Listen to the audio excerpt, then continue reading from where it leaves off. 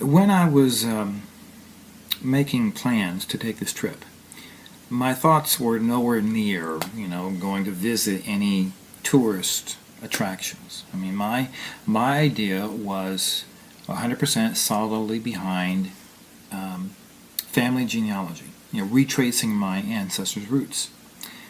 Well, when I get to North Carolina, and I start conversing with Ben and Jackie Hobbs, they talked to me about North Carolina, about a lot of things, and I can't remember exactly how the subject came up, but somehow the topic of lighthouses enters the conversation, and they informed me that lighthouses are accessible, and until that moment, I'm thinking, first of all, I'm not thinking of lighthouses, and I thought for some reason that lighthouses were under the control of the Coast Guard or private enterprises where they weren't accessible to the public.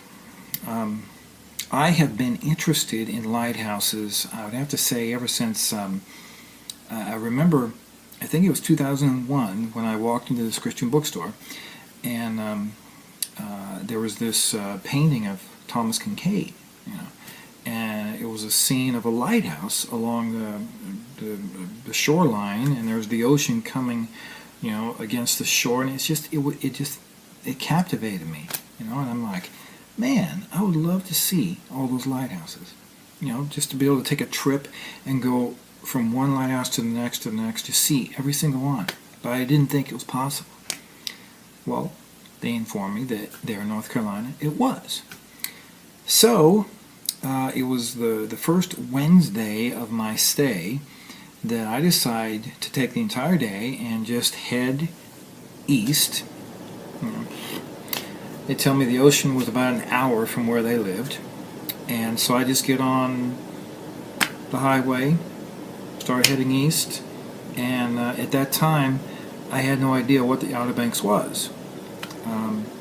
But from the trip, I realized, okay, the Outer Banks is that real thin strip of land that's just kind of off the coast of the coast, and it's the reason, one of the reasons why my original assumption that the first sexton in my direct family line did not come directly from England into North Carolina, presumptuously. People would come into Virginia and then they would head south into North Carolina because the Outer Banks were there, and navigation of the coastline was very dangerous at that time, and plus they didn't have any ports, back in those early days. So I take my trip into I make my decision to head east in the car, and I discover the Outer Banks.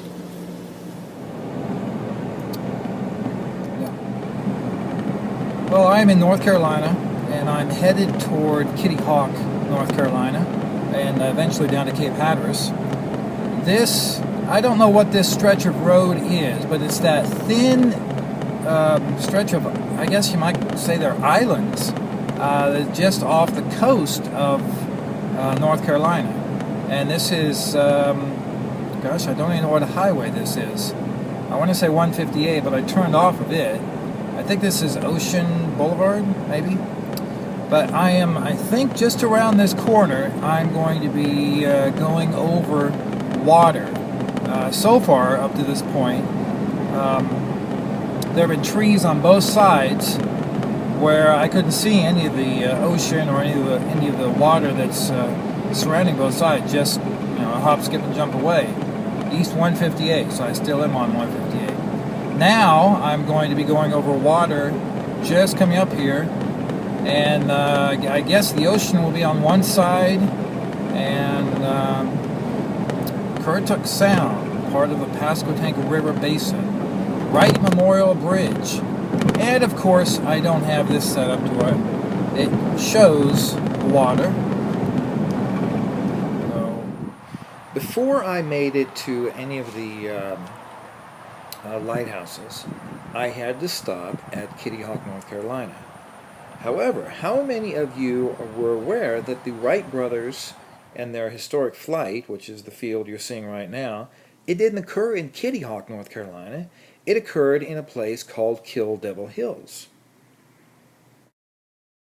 In a letter Orville Wright wrote to Catherine Wright in describing Kill Devil Hills, he says, "The sand fairly blinds us. It blows across the ground in clouds. We certainly can't complain of the place. We came down here for wind and sand, and we got them." Now the question begs to be asked, if Kill Devil Hills was just nothing but sand and wind, how is it that field, that green, lush, verdant field that looks like it's perfect grazing land for cattle and horses, how did that ever come about? Well, I was wondering this as I think after I read that placard about Kill Devil Hills, and I started looking more closely at the ground and the foundation, the earth that was there, and it wasn't dirt, like I'm used to in Kansas. There was sand there. I mean, there might have been some dirt mixed in with it. They might need dirt to, get the grass coming up, but there was sand that you could detect underneath the grass. The field was empty except for the two buildings you see right there. Those are reproductions of what the Wright brothers used to live in. The building on the left, you see the interior of right here, and then the building on the right was their work area where they worked on their No, it wasn't for her grandparents. One of the great advantages of actually visiting the places that the history actually took place is you learn the story.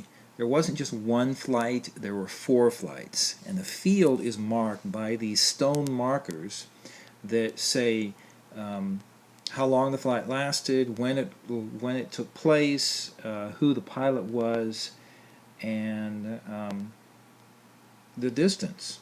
And this is the very last, the end of the 4th flight, and this is looking back at the field from that distance at this particular marker. This is the memorial marker where the plane actually took off, and it was a climb to get up there, but it was well worth it.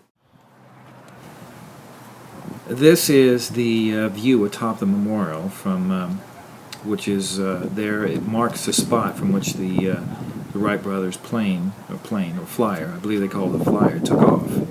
And all 4 flights took off from that spot. And it is a very significant memorial, because you think, if they had not done this back on December 17th of 1903, think of all the advances that happened in just that short period of time. It is quite a sight, and I am very glad that I was there. Well, here I go walking down, descending from the Wright Brothers Memorial up there on the top of the hill. I'm guessing that's where they took off, because the field ahead is where they landed. Doesn't seem like there's all that much ground, but I don't know. This was supposed to have been very sandy back in the 1903, so maybe this was all sand and it's eroded away since then. They do have signs asking people not to walk, to use the paths. There's the field, kind of bouncy as I'm going down the hill. And you probably can't see the markers, I can't see them from here, but just beyond those 2 buildings there are the 4 markers of where each of the 4 flights landed, the furthest being 852 feet. Following my departure from the Wright Brothers Memorial, and I would like to go back. I mean, I think I saw everything. I even bought a T-shirt and a DVD. Gotta buy things when you visit historical landmarks. You just get the feeling that this was an important sense of history, piece of history, and that there's more to see, more to understand, more to absorb. But after I was there maybe 2 or 3 hours, and after I left, I headed on further south on the highway, down further on the Outer Banks, and the roads would get more narrow, roads. There was one road. If you look at a map, it's like that wide. Following on the GPS, you know, the little icon that would represent my car, it was wider than the road. You know, I was in the water. And it was very fascinating, you know, because you either go south or you go north, and there really wasn't anywhere to turn around. But they did have communities along the way, and I ended up going far enough to visit two lighthouses. The Bodie Island Lighthouse, which was under renovation, refurbishing, and also the historic Cape Hatteras Lighthouse. I am coming up onto Cape Hatteras. You can see the sign there on the right-hand side. National Seashore on the Outer Banks here in North Carolina. Don't know where I'm going. I'm looking for the lighthouses. I like to see the lighthouses and see what there is there. But this is a little bit of the Outer Banks. I think I'm still on 158. I'm not sure. Let's see what I can find. Here now at the Bodie Island Lighthouse. It is undergoing some renovations, as you can see there. It's my first lighthouse I've seen. So I'm following this walkway to find out where it leads. Maybe a view of the ocean. Well, where that pathway led, and this is the pathway I was walking along there, was to this kind of swampy, marshy type of area that, from what I've read, that was one of the reasons why boats were not able to get into the North Carolina coastland very well. In the background there, you can see the Bodie Island Lighthouse going to go into renovations. And this coming up here, these two houses, these are representative of the type of houses I would come across along the Outer Banks. Rows after rows of houses looking just like those. And those two in the background, those were actually for rent. You know, traveling along the Outer Banks for the first time, not even knowing they're called the Outer Banks, was a fascinating experience. And I definitely want to do it sometime again. For this first time, having done it, my end destination, my end point, was the Cape Hatteras Lighthouse.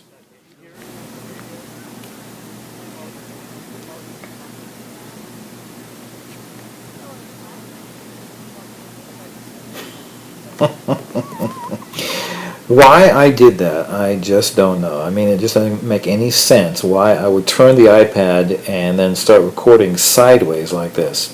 I think it has something to do with the trying to capture the height of this particular lighthouse.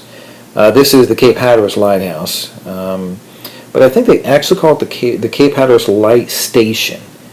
I think that's what I saw on the sign somewhere.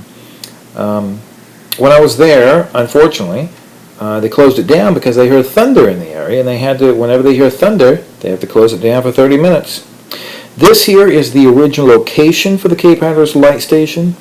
It was, as you can see, it was much closer to the ocean water, and as it was explained to me, they moved it because the ocean was actually creeping in upon its location and washing away the ground. I don't know if you want to call sand ground. It's not soil, but the foundation.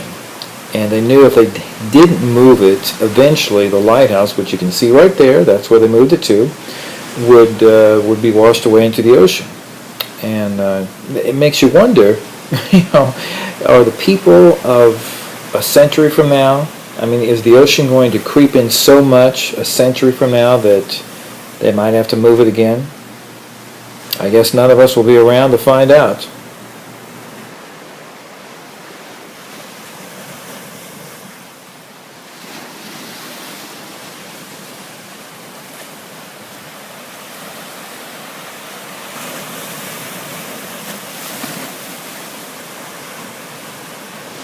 Well, can you believe it? I made it to the Atlantic Ocean.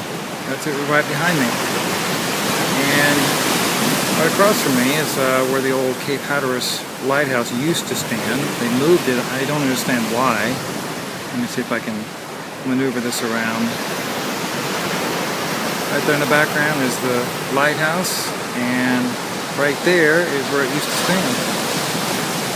Quite a sight. I think I could probably stay here for a while. Quite a sight indeed.